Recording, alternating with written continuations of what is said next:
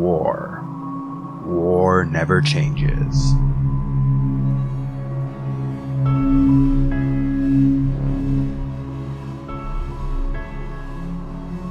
Hey everyone, and welcome to my review for Season 2, Episode 7 of Fallout on Amazon, The Handoff. Well, we're almost at the end of the season and thankfully got another good episode, which answered some important questions and had an unexpected focus on Canada, which as a Canadian I very much enjoyed. But I have to say I'm a little disappointed that we haven't gotten more Legion yet, though I expect they'll be back in the final episode. So for now, let's get into the positives, starting with Lucy learning more about the mind control devices, but deciding to continue her plan of ending her father's work, learning from Hank that she can't reverse what's already been done, but she can prevent the creation of more mind control devices by destroying the mainframe. And here we get an unexpectedly fun father-daughter moment as Hank teaches Lucy how to drive a golf cart. But just as they reach the mainframe, Lucy spots a legionary who, thanks to the device, is no longer violent and happily performs his cleaning duties. With Hank's encouragement, Lucy starts to question herself, realizing these devices can prevent the Legion from harming more people. Next, we go to the Ghoul, who agrees to take Maximus and Thaddeus to find Lucy, but first brings them to an NCR weapons depot where Thaddeus tries to bond with the Ghoul, revealing a mouth growing on his body, which, along with his arm falling off later in the episode, strongly suggests he's not turning into a Ghoul, but some other kind of mutant, which hopefully won't be a centaur, cause those were one of the creepiest creatures in the games. I think what's most likely is that he's becoming another form of mutant like Harold from the games, who also lost an arm and eventually became a tree. Although Maximus planned to give cold fusion to Lucy cause she's a good person, he instead has to give it to the Ghoul as it was necessary to help save her. This was a very cool scene as we got the iconic Fallout 4 theme music playing as the Ghoul presents Maximus with NCR power armor. Flashing back to the Lucky 38 in pre-war Las Vegas, Cooper Howard meets Stephanie, the future overseer of Vault 32, who, as a minimum wage hotel maid, was asked to transfer a passed out Hank McClane back to his room. Determined to survive no matter what happens, Steph asks for advice about getting into a vault or getting a job with Vault Tech, and so Cooper tells her to speak with Hank when he wakes up, suggesting that Hank helped her get the job and so they may have become friends, which is why she knows about his secret keepsake in Vault 33.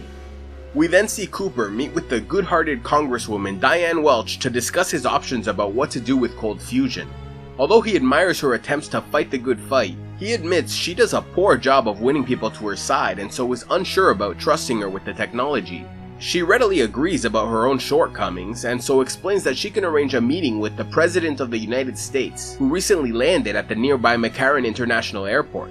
This was pretty amusing to me cause I understood Cooper thinking this woman might be trustworthy since he's seen her fighting back against these massive corporate interests. But thinking that the President of the US is in any way trustworthy seems unbelievably naive. I guess this was his soldier side coming out as he felt a loyalty to the Commander-in-Chief, but trusting such a high-ranking politician with unlimited power seems like such a recipe for disaster.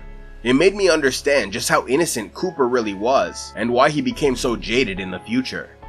Going down to Vault 32, Chet tries to ask Steph about their impending marriage, but she won't discuss it. He then finds Woody's glasses in the garbage disposal and for some reason destroys them instead of keeping them as evidence. Meanwhile, Betty is out of options in Vault 33, which is rapidly running out of water, no longer able to shower or flush their toilets. And so she gives in to Steph's demands and trades Hank's keepsake box for access to 50% of Vault 32's water supply, telling Steph that she wants no part in whatever's being planned and that she only wants her people to live peaceful lives. To which Steph replies their deal was for water and she can't speak for the future. This was a very interesting scene as it seems like Betty has really softened since her days as a loyal Vault-Tec employee and genuinely wants to create a peaceful and sustainable environment for her people, whereas Steph has something else in mind related to Hank's keepsake box, which of course makes me wonder what's inside. Like maybe it has some prototype mind control devices, codes to activate more nuclear bombs, or maybe even some FEV samples, which she might plan to use against these American Vault dwellers as vengeance for what happened to her mother and homeland. And then we get the turning point for Chet when he refuses to marry Steph and publicly exposes her at the wedding, informing the guests she may have done something to Woody and horrifying them with the revelation she's a 200-year-old Canadian, prompting her to run and seek refuge in the overseer's office while the others gather outside demanding she open the door. Back in the underground Vault-Tec office, Lucy is starting to bond with her father over dinner until speaking to the former NCR soldier working as their server. Disheartened he can't remember meeting her previously or his time with the NCR, she decides the mind control program must stop and handcuffs her father to the oven so she can shut down the mainframe. I think what I liked most about this scene was that she didn't buy into her father's nonsense that the NCR was the same as the Legion because they had problems like high taxes, expansionist tendencies, and unpopular foreign policy. I really can't stand when people ignore all context and differences to pretend like both sides are equal, when clearly one side is far worse than the other. As Lucy puts it, the Legion is murdering people, enslaving them, and crucifying them, while the NCR is vaguely problematic. And finally, I just want to mention the great music of this episode and the end credits where we see the Canadian border after annexation, complete with Mounties hanging from the welcome sign and dead American soldiers in power armor. Moving on to the negatives, for me the only thing worth mentioning is the Norm scenes, as I'm very disappointed in what a poor leader he turned out to be. I really thought he would shine this season, but it turned out he had no plan and was pretty much useless the whole time. I did find it funny when he woke up to hear Ronnie telling the others he's pretty sure the employee handbook says impersonating an executive is punishable by death, only for the others to casually accept it as company policy before knocking him out again. But it was the next scene that really made me shake my head as Norm was rescued by Claudia, who wisely suggested they flee, only for him to make the ridiculous decision to send a radio broadcast, in the extremely unlikely event that Lucy or Hank might hear it, and in doing so got both himself and Claudia caught by Ronnie and the others. Honestly, at this point I'm rooting for Ronnie more than Norm, cause at least he's competent and proactive in achieving his goals. Moving to my top 5 moments, I'll start with the Ghoul, Thaddeus, and Maximus in power armor marching through Freeside with the residents cheering for the NCR and wishing them luck as they head towards New Vegas to fight the Deathclaws. Right away they're faced with a pretty intimidating scene as one Deathclaw is devouring another, and while Thaddeus can't help after his arm falls off, Maximus did a pretty good job taking them on, even killing one and saving the Ghoul, which allowed him to enter the Lucky 38 casino. Very cool fight scene, but way too short in my opinion. Though it's not over yet, as the scene ends with the gate to Freeside destroyed and several other Deathclaws approaching. At the number 4 spot, I chose the pre-war Las Vegas flashback scene, where Cooper, with his wife's approval, meets with the Congresswoman and President to hand over Cold Fusion, thereby giving it directly to the Enclave, the secret shadowy government conspiracy behind Vault-Tec, which basically means they stole it from Vault-Tec employees to give it to the Vault-Tec boss. Since they later possessed both the mind control device and Cold Fusion, my guess is Robert House had already given them some of the prototype devices but never got Cold Fusion in return, learning that it was stolen.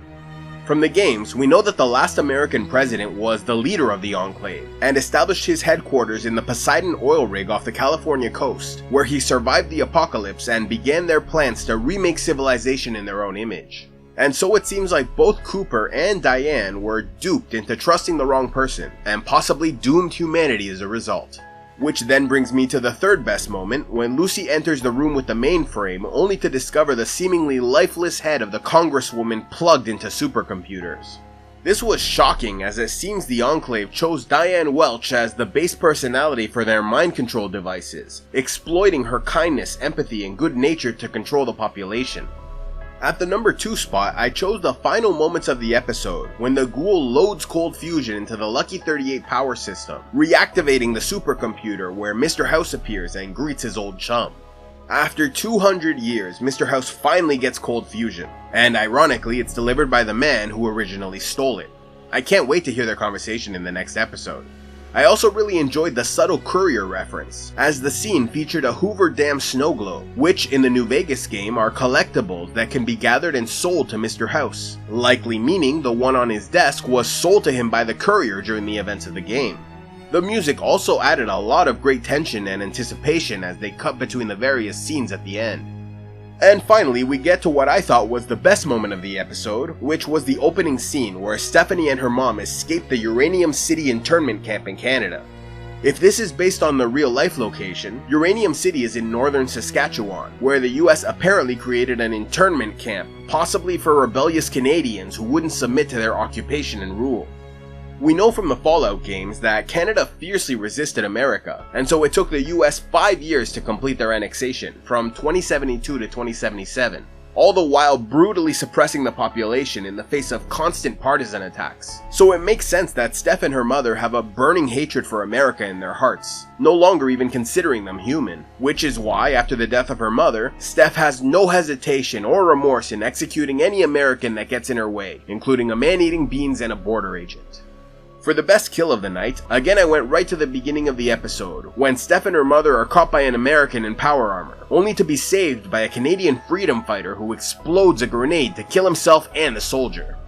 And for the best line, we stay with the opening scene, where Steph speaks with her dying mother, who encourages her to survive by any means necessary, saying, "It's too late for me, love. There's a flood coming. Now you keep your head above that water any way you can, and you get south of that border, and you cling to the highest branch you can find, and you survive. If you have to hurt people, God won't judge you. Don't think of them as human beings, think of them as Americans."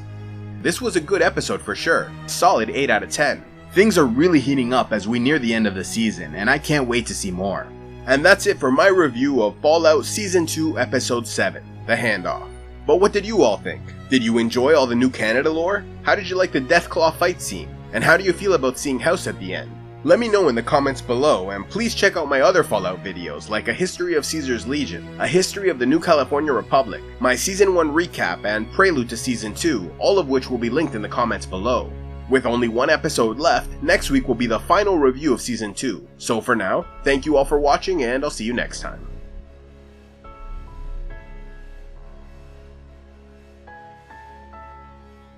A special thanks to all those who contribute to CivilizationEx, like Drac the Bronze, Warden of the X Christ Walder the Crimson Shadow, Zong the Black Wolf, and Lady J Book Nerd. If you'd like to help the channel, be sure to give a like, leave a comment, subscribe, and click on the links below, or else go to patreon.com/CivilizationEx, where you can gain early access to videos and watch the Patreon-only series, Heroes of Lore and Legend.